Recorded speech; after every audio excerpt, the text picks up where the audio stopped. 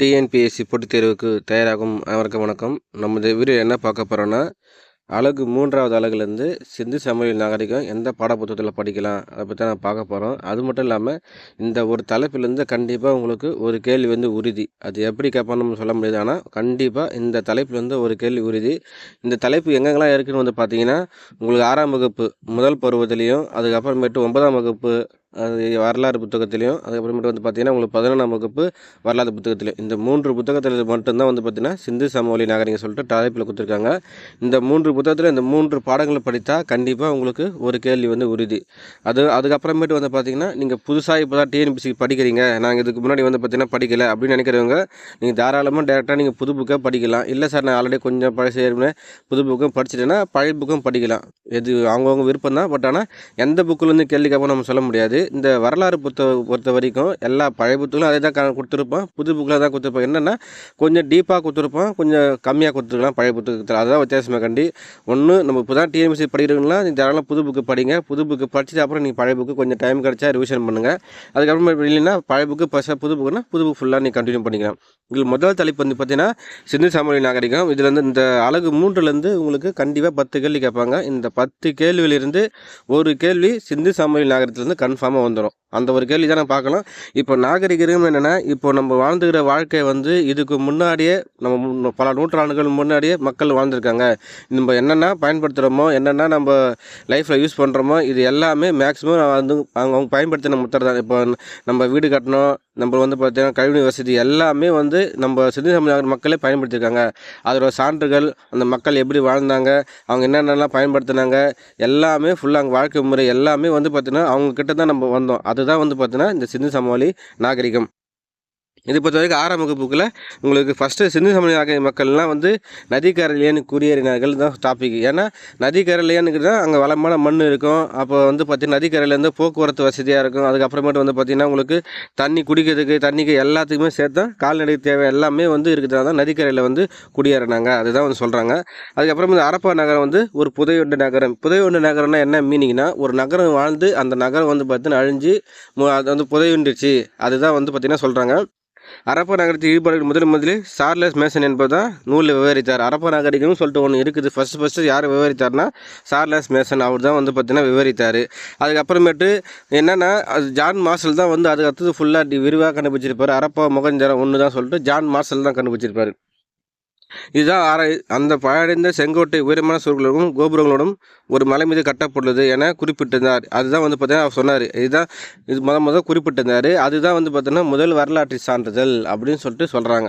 அதுக்கப்புறமேட்டு பார்த்தீங்கன்னா கிபி பொது ஆண்டுக்கு முன் 1856 பொறியாளர்கள் என்ன பண்ண ராகூரிலிருந்து கராச்சிக்கு ரயில் பாதை அமைக்கப்பட்டு நிலத்தை ட்ரெயின் போடும்போது அங்கே என்ன பண்ணுறாங்கன்னா தோண்டும் போது என்ன நடக்குதுன்னா, அங்கே உங்களுக்கு நிறைய சுட்ட செங்கற்கள் எல்லாமே கிடைக்குது. அப்போ அந்த பயன்படுத்த அவங்களுக்கு தெரியல. அப்போ என்ன பண்ணாங்க, அதையே போட்டு ட்ரெயின் ரோடு போட்டாங்க. அதுக்கப்புறமேட்டு தான் பண்ண 1920 தொல்பொருள் ஆய்வர்கள்லாம் பண்ண அரபு மற்றும் மொகஞ்சதாரோ ரெண்டுமே ஒன்று தான் அப்படி சொல்லிட்டு நீண்ட நாளுக்கு அப்படி கண்டுபிடிக்கிறாங்க. ஏன்னா அப்போது தெரியல. இந்த தோண்ட சொல்ல உங்களுக்கு ஃபுல்லாக உங்களுக்கு என்ன கிடைக்குது, உங்களுக்கு செங்கல் எல்லாம் கிடைக்குது. என்ன பண்ண அதை போட்டு அவங்க ட்ரெயின் பண்ணி அமைச்சிடுறாங்க. அதுக்கப்புறமேட்டு 1920 இந்திய தொல்பொருள் ஆய்வுத்துறை இயக்குனர் யாருன்னா நம்ம சன் பார்சல். ஹரப்பாருக்கு மொகஞ்சதாரோக்கு இடையே உள்ள அவர் தான் கண்டுபிடிக்கிறார். ரெண்டுத்துக்கும் ஏரியா பொதுவாக கண்டறிஞ்சார். இதுதான் பார்த்தீங்கன்னா ஹரப்பா நகரிகத்தோட ஃபுல்லாக உங்களுக்கு டீப்பாக உங்கள் 6வது புக்கில் உங்களுக்கு கொடுத்துருப்பாங்க. அதுக்கப்புறமேட்டு இந்திய தொழில்துறை எப்போ தொடங்கி பாக்ஸ் கொஸ்டின் கட்டிருக்காங்க. 1861ஆம் ஆண்டு அலெக்சாண்டர் கன்னிங்ஹாம் என்பவரோட நில அளவதியார் அவர் மூலியமாக தான் பார்த்தீங்கன்னா உருவாக்கப்பட்டது. தலைமையோட புதுடெல்லியில் உள்ளது. அதுக்கப்புறமேட்டு வெண்கல காலம் வெண்கலத்தை பயன்படுத்த காலம் வெண்கலம் சொல்லிட்டு புக்கிலே பாக்ஸ் கொஸ்டினாகவே இருக்குது. இதுதான் ரொம்ப ரொம்ப முக்கியம். இந்திய எல்லை கண்டுபிடிக்கப்பட்ட இடங்கள். நீ எப்பயுமே சரி ஒரு ஹிஸ்ட்ரி படிக்கணும், ஏதோ இருந்தாலும் நேஷனல் மூமெண்ட் ஹிஸ்ட்ரியாக இருந்தாலும் நீங்கள் இந்தமாதிரி வரைபடங்களை குறித்து நீங்கள் படிச்சிங்கன்னா கண்டிப்பாக உங்களுக்கு மனசில் பதிஞ்சிடும். இப்போ ஹரப்பா நகரிகள்லாம் இந்தியா பார்டரை சொல்லுவாங்க. ஹரப்பா பார்த்தீங்கன்னா மேக்ஸிமம் பெரும்பாலான பகுதி பாகிஸ்தான், இன்றைய பாகிஸ்தான் தான் இருக்குது. காலிபான், ஹரப்பா, ராக்கி, மந்தா, கன்வேலியா, மொகஞ்சதாரோ, இது இப்போ ஜொலைவீரர், லோத்தல் மட்டும் நம்ம ஜொலைவீரெல்லாம் இந்தியா எல்லையில் இருக்குது. லோத்தல் குஜராத் துறைமுகத்தில் இருக்குது. குஜராத் அங்கே கப்பல் தட்ட துறைமுகம்லாம் இருந்ததாக சொல்கிற சடங்கு இருக்குது. அதுக்கப்புறமேட்டு நகர நாகரிகம்.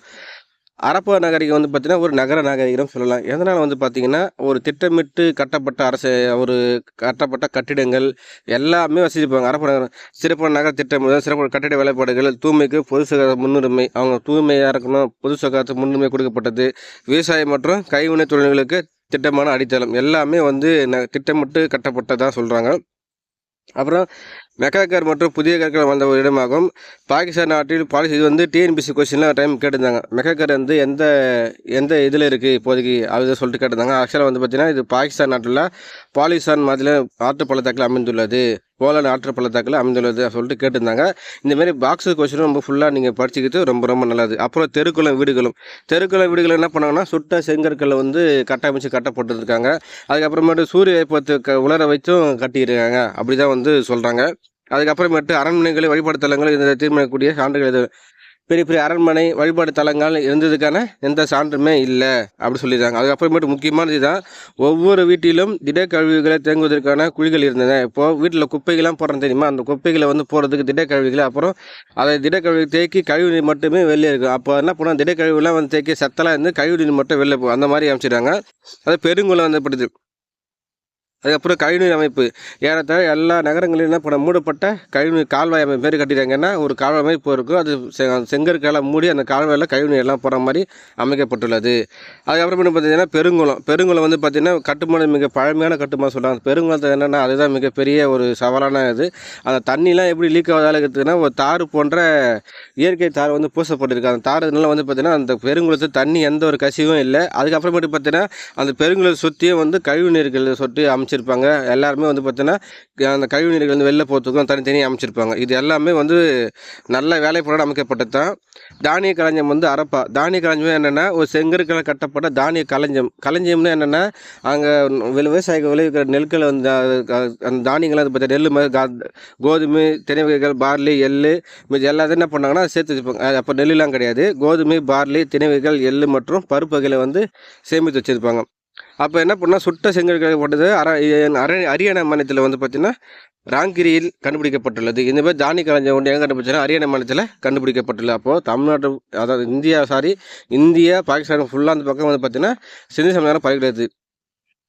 அவர்கள் சக்கரை வண்டிகளை வந்து பயன்படுத்தினார்கள். அப்போது சக்கரை வண்டியும் அவங்க பயன்படுத்தினாங்க. சக்கரை வண்டி பயன்படுத்தி என்ன பண்ண மண்பாண்டங்கள் செஞ்சு அதுவும் பயன்படுத்தினாங்க. ஃபுல்லாகவே இவங்களுக்கு தெளிவாக எல்லாமே கொடுத்துருக்காங்க. அது போக்குவரத்துக்கு காளைகளை பயன்படுத்தினாங்க. அப்போ போக்குவரத்துக்கு என்ன பண்ணுறாங்கன்னா காளைகளை பயன்படுத்தினார். சுமேரியாவின் அங்காடிய பேரரசுக்கு உட்பட்ட அரசன் நராம் சிங் என்பவர் சிந்து சமவெளி பகுதியில் உள்ள மெலுகா என்ற இடத்தில் இருந்து அணிகலன் வாங்கியதாக நராம் சிங் வந்து மெலுகா அதுதான் பண்ண குறிப்பிட்டிருக்கிறார். இது மாதிரி சிந்து சமவெளி நாகரிகம் அந்த சுமேரிய நாட்டெல்லாம் நாகரிகளாக இருக்குல்ல எங்கள் சந்தையில் வந்து வாங்கிட்டு போன அணிகலன் வாங்கியதாக சொல்லிட்டு அவர் குறிச்சிருக்காரு. மெலுகா என்ற இடத்தில் அணிகலன் வாங்கியதாக நராம் சிங் வந்து குறிப்பிட்டுள்ளார். போக்குவரத்திற்கு காளைகளை பயன்படுத்தினது. இது எல்லாமே வந்து பார்த்திங்கன்னா புக்கில் உங்களுக்கு கப்பல் கட்டுதளம் வந்து லோத்தல் இது எங்கே இருக்குன்னா இப்போது குஜராத்தில் அவருக்கு இருக்குது. அதுக்கப்புறம் கப்பல் ரிப்பேர் ஆகிடுச்சுன்னா அதுவும் வந்து பார்த்திங்கன்னா இது எந்த ஆற்றில் இருக்குதுன்னா சபர்மதி ஆற்றின் குறுக்கே வந்து கட்டப்பட்டுள்ளது. அந்த சபர்மதி ஆற்றில் கட்டியிருக்காங்க. தொழில்நுட்ப மொகேந்திரா தலைவர் வந்து ஒரு தாடி பொம்மை வச்சுருக்காங்க, அது கண்டுபிடிச்சிருக்காங்க. தொழில்நுட்பம் வந்து பார்த்திங்கன்னா எடை அளவீடுகள்லாம் வந்து கரெக்டாக துல்லியமாக வந்து கண்டுபிடிச்சி அந்த அளவீடுலாம் எல்லாமே வச்சுருக்காங்க. அந்த குஜராத் உள்ள லோத்தில் கண்டுபிடிக்கப்பட்ட தந்தத்திலான அளவுகள் வந்து 1700 மில்லிமீட்டர் வரை சிறிய அளவுகளாக கொண்டுள்ளது. தந்தத்தில் செஞ்சு அந்த அளவீடுலாம் வச்சு அதுவும் பயன்படுத்தியிருக்காங்க. இது ஃபுல்லாகவே ஒரு நாட்டிய மகசெல்லாம் கண்டுபிடிச்சிருப்பாங்க. இதெல்லாம் வந்து நம்ம தமிழ்நாட்டில் வர இந்த பாகிஸ்தானில் வந்து பேர் கொர்க்கை வஞ்சி தொண்டி மந்திரை உரை குடல் நகர் இது எல்லாமே இடங்கள் இப்போ வந்து பார்த்தீங்கன்னா உங்களுக்கு பாகிஸ்தான்லேயும் இருக்குது. இது பூம்பர் நகரங்களும் இது எல்லாமே ஒன்று தொடர்பு தான் இருக்குது சொல்லிட்டு சொல்கிறாங்க. அதுக்கப்புறமேட்டு வந்து ஃபுல்லாகவே அந்த கொடுத்துருவாங்க பாரு. இந்த மேப்லாம் நீங்கள் படித்ததெல்லாம் உங்களுக்கு தெரியும். கொர்க்கை சேரன் எல்லாமே இருக்குது பாருங்கள். எல்லாமே வந்து பார்த்திங்கன்னா இப்போதைக்கு பாகிஸ்தானில் இருக்குது. இதுதான் வந்து பார்த்திங்கன்னா உடைகள் என்ன உடைகள் பார்த்தீங்கன்னா பருத்தி ஆடைகளே வந்து பார்த்திங்கன்னா எல்லாமே பயன்படுத்தினாங்க.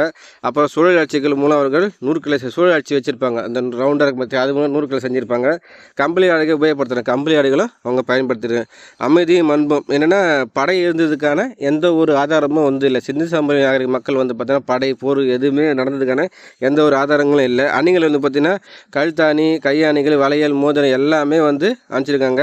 தங்கம் வெள்ளி தந்தம் சங்கு செப்பு சுடுமண் மற்றும் விளைவந்த கற்களை அணிகளை செய்யப்பட்டன.